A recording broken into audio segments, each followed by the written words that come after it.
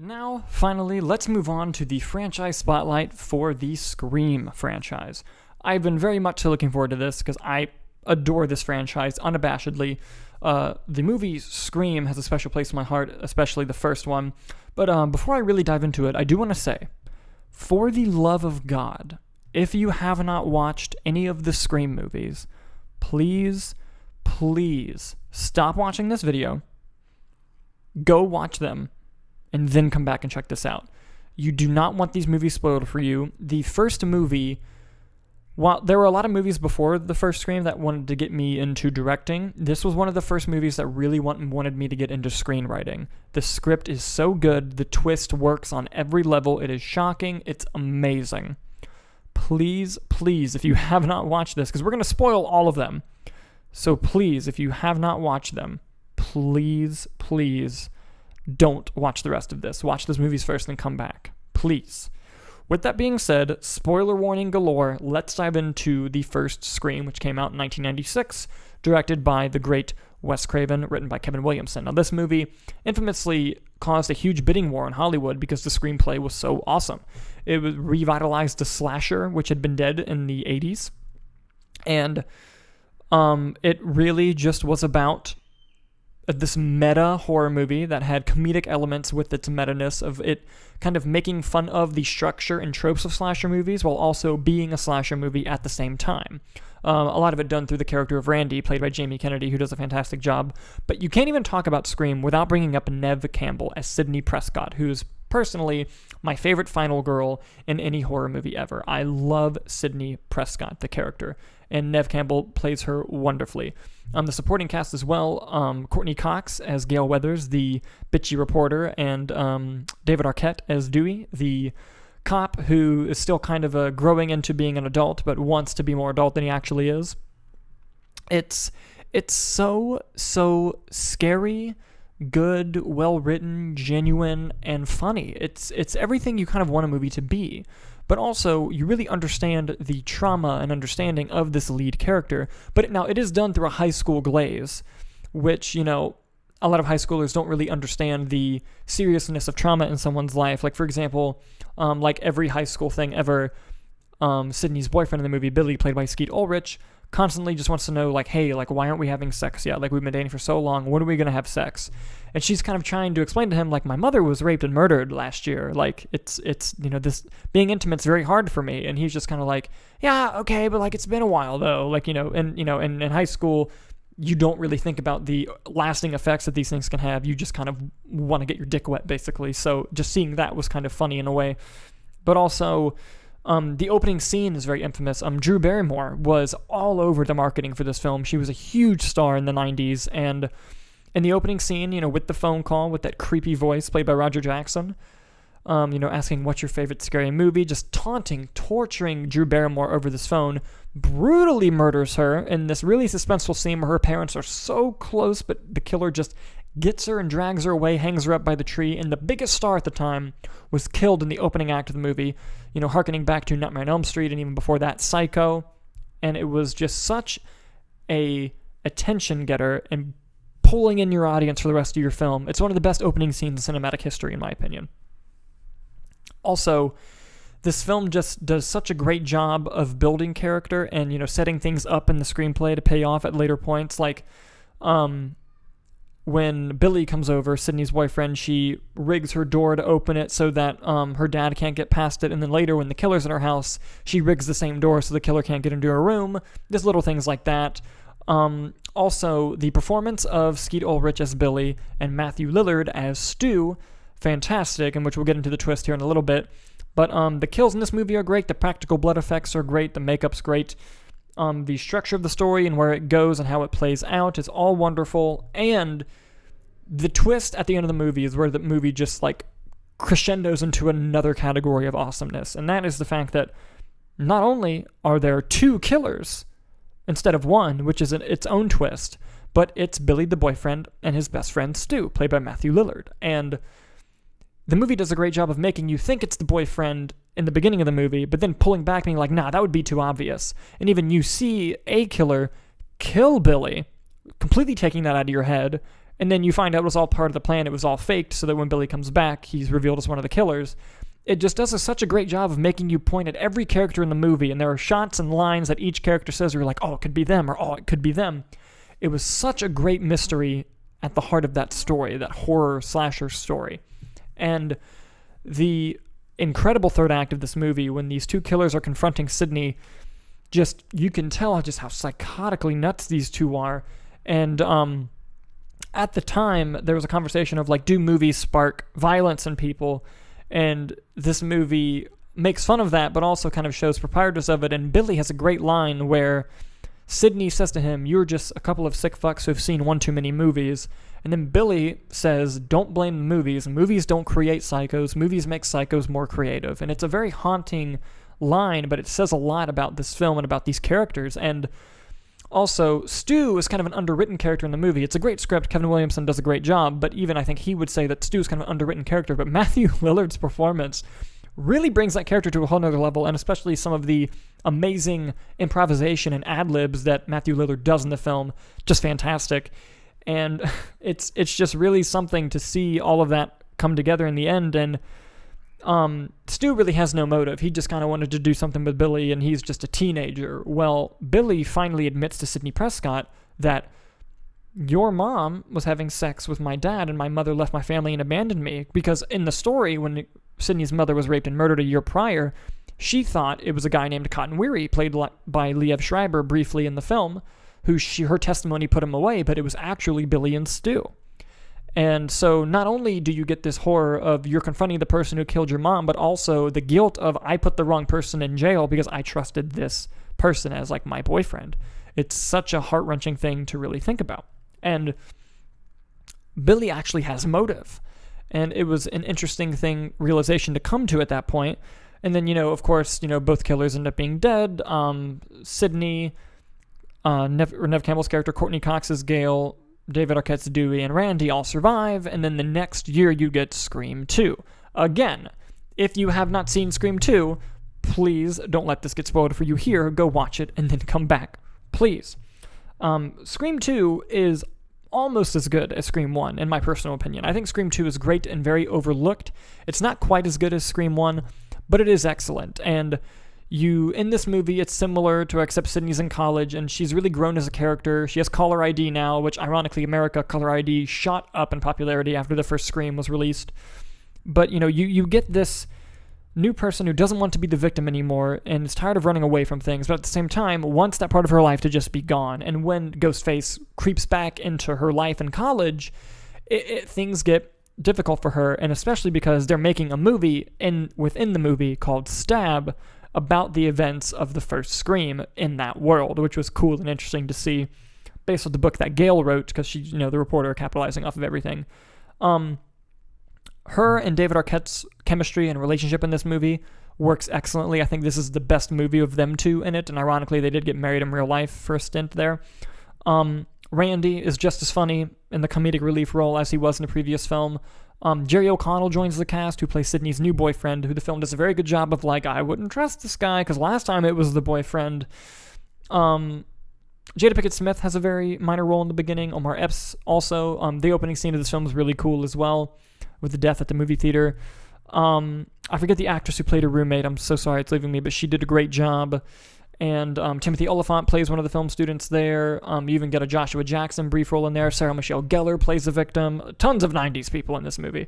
And early on in the movie, you find out there's more than one killer because you hear the killer talking with someone on the phone while another killer runs in the background. So it's like, okay, at least they let us know up front that it's more than one in this film as well. Now, the original script for this film did leak early, and it was a bonkers ending, which I won't get into it really much here, but it's crazy awesome if you want to look up the alternate ending to Scream 2, the screenplay. But they changed it up, and in this final version of the film, the killers ended up being Timothy Olyphant's Mickey and this female reporter that you see throughout the movie who says her name is Debbie Salt, who kind of looks up to Gail Weathers and all that stuff. But when she comes into frame, Sidney recognizes her as Mrs. Loomis, Billy Loomis's mother, the killer from the first movie who had abandoned him as a child. And so that motive's pretty obvious. It's revenge. And Mickey at the time, because in this movie, it was just a year after the first Scream, and, do movies cause violence was still a hot topic subject. So his whole thing is he wanted to get caught, he wanted to go to trial, he wanted to blame the movies and get off that way because of the hot topic that it was. And it was also kind of a warning for, people are going to start using this excuse to get off now if you keep making this a big deal, which was kind of an interesting subtext. But not only that, but the killer's coming at the end. Debbie Salt's actually like, fuck you, Mickey, but that's really stupid. It offs Mickey and then tries to kill Sidney for herself. Liev Schreiber, who played Cotton Weary briefly in the first movie, has a much bigger role in this movie. And they do a really good job at making you think he's the killer. When I was first watching the film, I thought it was going to be him. Because obviously he has the motive, Sidney put him in jail innocently for a year to make him mad enough to do something like that. So he played a great role. All he wants is to be on the news and be famous, which he finally gets at the end. But he comes in to kind of help Sidney save the day. They kill Mrs. Loomis. Gail gets wounded but survives. Dewey gets wounded again and survives, but unfortunately Randy does not make it. Jamie Kennedy's character does get killed. And while it is sad because I do love his character, it was a genius move because that happens around the middle of the movie, and from that point on, nobody else feels safe. Whenever these characters are in peril, you genuinely think that they are going to die because a beloved character from the first movie was offed halfway through the second movie. A character that you'd least expect would be the one because he was hugely popular. So it was a genius move in doing that, and I think it worked out well for them, but it was sad to see, and Jamie Kennedy was great in those films. But Scream 2 ends with them defeating the killers, and Sidney's feel like she's done with this again, and then you get Scream 3. Honestly, if you haven't seen Scream 3, you can still fucking watch this, because I'm going to save you from watching Scream 3, because this movie fucking sucks. I can't stand Scream 3. But I still watch it because it's part of the franchise. But Scream 3, it has some cool ideas, but it doesn't do them well, really, any of them. In the opening scene, Cotton Weary gets murdered, Liev Schreiber's character from Scream 2. And which was cool it was cool to see him back, but, they killed him off. Not really for any particular reason other than to send a message to Sidney that Ghostface was back. And this time they're making Stab 3. Because the Stab franchise is based on the events of the Scream movies within that world. And the killer is killing people on the set of Stab 3. Cool idea, cool concept. And also, I should point out, Kevin Williamson, who wrote the first two movies, wrote drafts of this third movie, but was replaced by Ewan Kruger, who would go on to write masterpieces like Transformers 2. But anyway, this film didn't work on really any level. The big twist is that there's only one killer, fucking lame, and it's the director of the film, who I fucking hate, especially when third movies in a franchise do this the most, of how they say, you thought something was this way, but really it's this way. And that's okay if it's clearly part of the plan from the beginning, which you can tell through certain styles of filmmaking, but this was clearly a last-minute thing thrown into the third movie that was not part of the original plan at all, and that Roman Bridger is Sidney's half-brother, and that he is the one who convinced Billy and Stu to go kill her, because he's the director. He directs, as he puts it. It's fucking stupid. God. Positive things. Carrie Fisher shows up for a cameo, which was cool. Jay and Silent Bob are in it for no fucking reason, but I loved it. Jamie Kennedy does appear as Randy in a video he left in case he dies, which was fucking stupid, but it was cool to see him back regardless. Some sequences are genuinely scary. You do get, Ghostface being clumsy, which is always cool and just funny to see. They didn't really know what to do with Dewey in this film, which is unfortunate. Oh, Patrick Dempsey's in it. And he does a good job, but literally his character was just there to be like, you're supposed to think the killer's this guy, when it was way too obvious to have it look like it was going to be him. It was not him. It was terrible.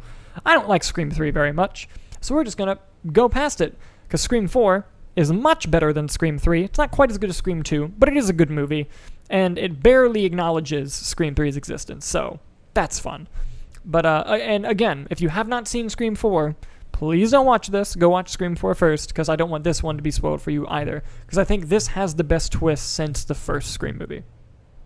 In Scream 4, you see, it's been 11 years since the events of Scream 3, so it's been a while, and Dewey and Gail live in Woodsboro, the town in the first movie. Dewey is now the sheriff, and Gail's whole arc is she's having a hard time adjusting to the small town life, where Sidney has written a book about her traumatic past and is doing a book tour, and the last stop on her tour is Woodsboro, the place where she grew up, and the place where these things happened. And while she's in town, Ghostface is back.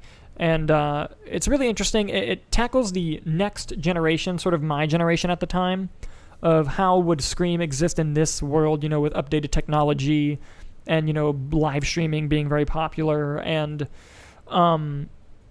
within that, the Stab franchise has also continued a bunch, and it makes fun of horror franchises that have gone on too long. And the movie fakes you out with its opening sequences of actually being part of the Stab movies, and then you finally get the real opening sequence, which the actual opening sequence of this movie is good, but there's an alternate one that they filmed, which is far fucking better, and I don't know why they changed it. But if you have not seen the alternate opening, which was filmed, you can find it on YouTube, the alternate opening to Scream 4, please watch it, because it is fucking awesome, and I wish that they would have kept this version in the movie. But the real one is fine. New members of the cast are Emma Roberts, who plays Jill, Sydney's cousin, who this movie does a great job playing with the tropes of not only horror movies, but the tropes of reboots. Because a big trope in reboots is you get a new, young, fresh cast to take on the mantle while having the other characters sort of be mentor-type characters.